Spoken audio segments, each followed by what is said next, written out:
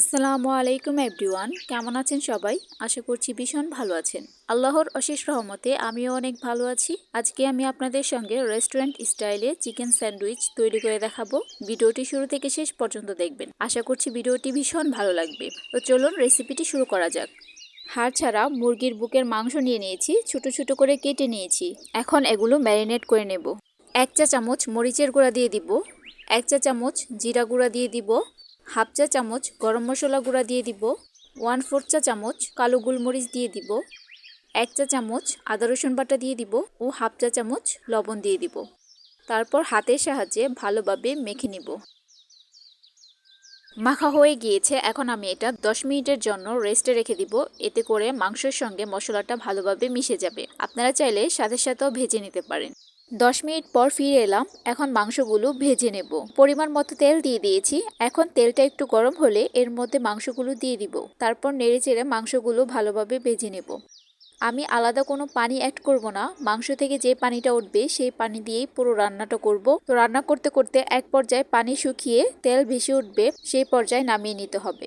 ভাজা হয়ে গিয়েছে। এখন আমি মাংসগুলো নামিয়ে নিয়েছি। আমার তেলটা একটু বেশি হয়ে গিয়েছিল, আমি তেলটা ঝরিয়ে মাংসগুলো নিয়ে নিয়েছি। এখন হাতের সাহায্যে মাংসের আঁশগুলো ভালোভাবে ছাড়িয়ে নিব। তো দেখতেই পাচ্ছেন ছাড়ানো হয়ে গিয়েছে। যত ঝুরঝুরে হবে খেতে ততই ভালো লাগবে। এখন 1/3 কাপ কুচি করা গাজর দিয়ে দিব, 1/4 কাপ মেয়োনিজ দিয়ে দিব, 1/4 চা চামচ গোলমরিচের গুঁড়া দিয়ে দিব। তারপর একটি স্পুনের সাহায্যে ভালোভাবে মিশিয়ে নিব। টেস্ট বাড়ানোর জন্য আমি অল্প একটু সস দিয়ে দিব। তারপর স্পুনের সাহায্যে মিশিয়ে নিব।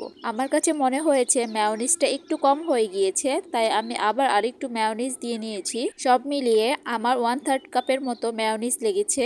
আমার স্যান্ডউইচ ফিলিং তৈরি। এখন আমি ব্রেডগুলো কেটে নেব। আমি ব্রেডের ব্রাউন অংশগুলো কেটে আলাদা করে নিব। আপনারা চাইলে ব্রাউন অংশ সহ স্যান্ডউইচ তৈরি করতে পারেন, কিন্তু আমি আজকে রেস্টুরেন্ট স্টাইলে করছি, এই কারণে ব্রাউন অংশগুলো কেটে আলাদা করে নিয়েছি। সবগুলো ব্রেড পারফেক্টভাবে কাটা হয়ে গিয়েছে। এখন আমি একটা ব্রেড হাতে নিয়ে একটি স্পুনের সাহায্যে অল্প অল্প করে স্যান্ডউইচ ফিলিং দিয়ে দিব। তো দেখতেই পাচ্ছেন আমি কিভাবে দিচ্ছি।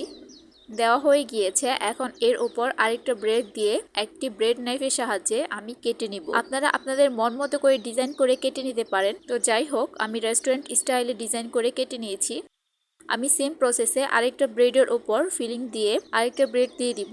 তারপর সেম প্রসেসে কেটে নেব। আমি সবগুলো স্যান্ডউইচ এভাবে বানিয়ে নিব। তো দেখতেই পাচ্ছেন কতটা পারফেক্ট হয়েছে। আমি একটা ছিঁড়ে দেখাচ্ছি। দেখতেই পাচ্ছেন এটা কতটা পারফেক্ট হয়েছে। এটা দেখতে যতটা লোভনীয় লাগছে, এটা খেতেও অসম্ভব মজা ছিল। আপনারা চাইলে বাসায় অল্প খরচে এমন মজাদার স্যান্ডউইচ তৈরি করতে পারেন। ভিডিওটি ভালো লাগলে আমার চ্যানেলটি সাবস্ক্রাইব করে দিবেন এবং লাইক, কমেন্ট, শেয়ার করে দিবেন।